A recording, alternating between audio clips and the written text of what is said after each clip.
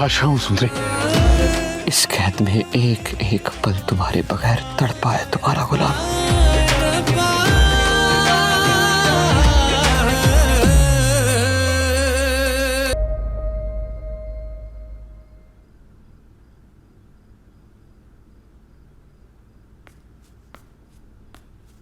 बादशाह, सब खैर तो है? वहां से ऐसे क्यों चले आए?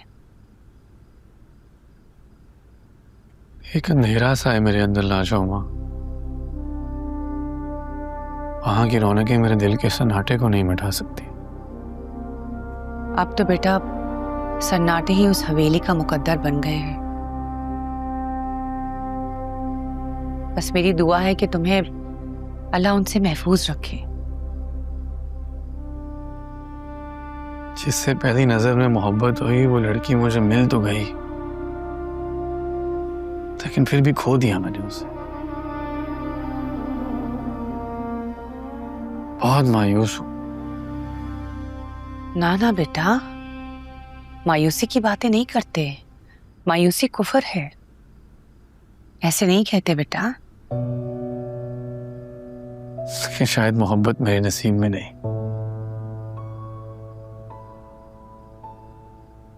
अगर उसको अंदाजा हो जाता ना लाजो अम्मा कि मैं उससे कितनी मोहब्बत करता हूं,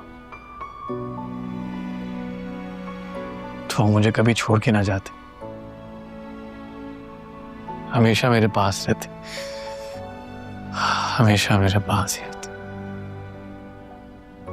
ना ना बेटा, दावा नहीं करते। दावा करना तो सिर्फ अल्लाह को ज़ेब देता है। हमारी जिंदगी में जो कुछ भी चल रहा है वो तो बस किस्मत का खेल है। कल क्या होगा ये तो सिर्फ रब को पता है। बेटा तुझसे मेरी एक इल्तिजा है।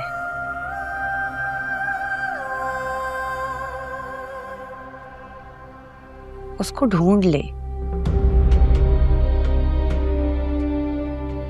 मेरी आंखें उसको देखने के लिए तरस रही हैं। हाथ तो ना जोड़ो मेरे आगे लाजो। मैं पूरी कोशिश कर रहा हूं ढूंढने की। आप बेफिक्र रहें, बस आप दुआ करें। हम सबको आपकी दुआओं की बहुत जरूरत है।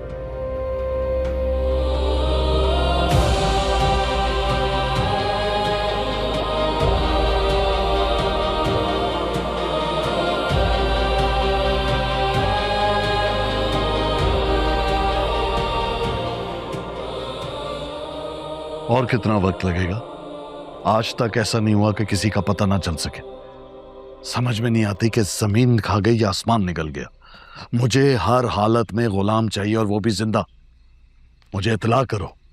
पल पल की खबर चाहिए, या इसके लिए भी मुझे तुम लोगों को इस्लामाबाद से फोन करवाना पड़ेगा? बाहर भाई कुर्बान अली अकेले बैठे हैं और आप यहाँ गुलाम के लिए परेशान हो रहे हैं। उस औलाद से कुछ ज्यादा ही हमदर्दी नहीं हो रही आपको? औलाद तो वो मेरी ही है, इसमें कोई दो राय नहीं है। राय तो मैं मांग भी नहीं रही हूँ, सिर्फ इतना ही कहा है कि घर में मेहमान आए हुए हैं। ना आपका पता है ना ही आपके बेटे का। पाशा कहाँ गए?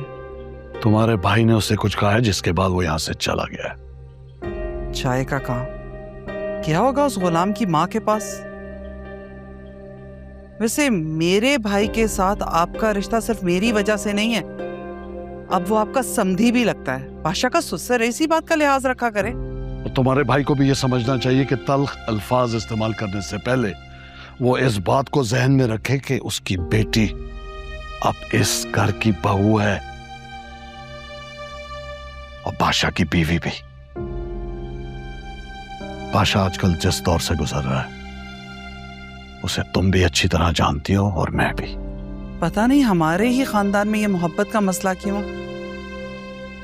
मेरे भाई ने आपकी बहन से मोहब्बत की और अपनी जान गंवा बैठा, और आपकी बहन ने मोहब्बत में भागकर शादी कर ली, लेकिन आप उसकी खुशियां नोच कर उसे घर ले आए। खुशी ठीक ही कहती है, काश कि आपने कह दिया होता कि वो मर गई। आज मेरा बेटा तो ना रुल रहा होता। और ऊपर से हद ये है कि मेरा भाई अपनी बेटी की खुशियों की खातिर अपनी बेटी के ऊपर सौतन भी बर्दाश्त कर रहा है, लेकिन किसी को एहसास ही नहीं है। और कहा यह जा रहा है कि वो तल्ख लहजा बोलता है। हाँ, तो ये उसके हक के लिए बेहतर है ना कि वो तल्ख बातों से परहेज करे। कल को अगर पाशा ने तैश में आके उसकी बेटी से अलहदगी इख्तियार कर ली तो फिर कौन जिम्मेदार है? अल्लाह ना करे कभी भी कुछ ऐसा हो। बड़ी मुश्किल से बादशाह और मुल्क का रिश्ता हुआ है। सरकार, अगर उन दोनों का रिश्ता टूटा तो मेरे और भाई कुर्बान अली के दरमियान कभी ना खत्म होने वाले इख्तलाफात शुरू हो जाएंगे। आपको कुछ तो करना होगा, ऐसा हरगिज नहीं होना चाहिए। मैंने इस खानदान की रस्मों और रिवाजों की खातिर अपनी बहन को धमकी देकर यह शादी करवाई है, क्योंकि मैं भी खुद ये चाहता हूं कि मुल्क के लिए बादशाह के दिल में नरमी पैदा हो, दोनों खुश रहें। लेकिन जानती हो, तुम्हारा भाई ये नहीं चाहता। हाँ, खैर, तुम अपने भाई को समझाओ और उससे कहो कि अपनी जुबान और खुद दोनों पर काबू रखे। बादशाह अब उसका भांजा नहीं है, उसका दामाद है, और ये बात वो ज़हन नशी कर ले। मैं बादशाह को बुलाता हूं, तुम जाओ।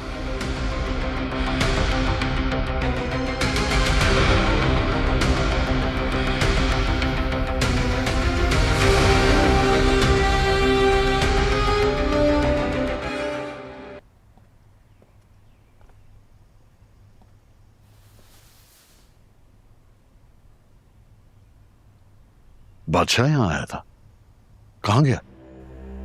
बदतमीजी करके ये जा वो जा गया। बदतमीजी? आपका बेटा इश्क में इतना पागल हो गया है, वो सब रिश्ते भूल गया। बड़ों की इज्जत उसे अपने पांव तले रोंगते हुए कोई हिचकिचाहट नहीं हो रही।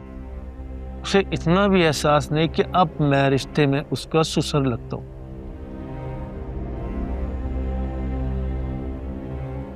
यहाँ आने से तो अच्छा था मैं घर में ही रहता। बेटी के मुंह पे आ ही गए हो तो थोड़ा सब्र भी कर लो। बेटी की वजह से तो ये सब कर रहा हूं, सब्र भी। और हम तो अपने वादे पे कायम थे, पीछे तो नहीं हटे। करता निकाह उस लड़की से, अब वो बदकिस्मती से लड़की भाग गई, तो इसमें हमारा क्या कसूर? कसूर तो किसी का भी नहीं है। कसूर है कसूर जहांदाद भाई, किस्मत का, बादशाह की किस्मत का, जो इस वक्त उसका साथ नहीं दे रही। वो अपनी किस्मत से खुद लड़ लेगा, तुम्हें इसके लिए परेशान होने की जरूरत नहीं है। अरे अरे अरे मैं कहाँ परेशान होता हूँ? मैं तो पैदा ही परेशानियां दूर करने के लिए हूँ, चाहे वो खानदानी हो या सियासी। अब देखिए, आपके बेटे को मिनिस्टर बनाने के लिए कितनी परेशानी दूर कर दी मैंने, और वो इसको भी कंसिडर नहीं करता।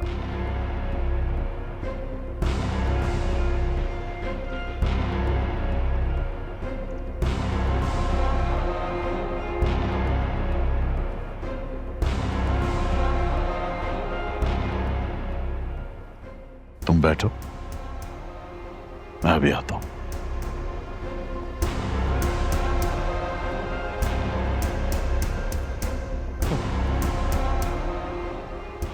बैठे ही हुए हैं।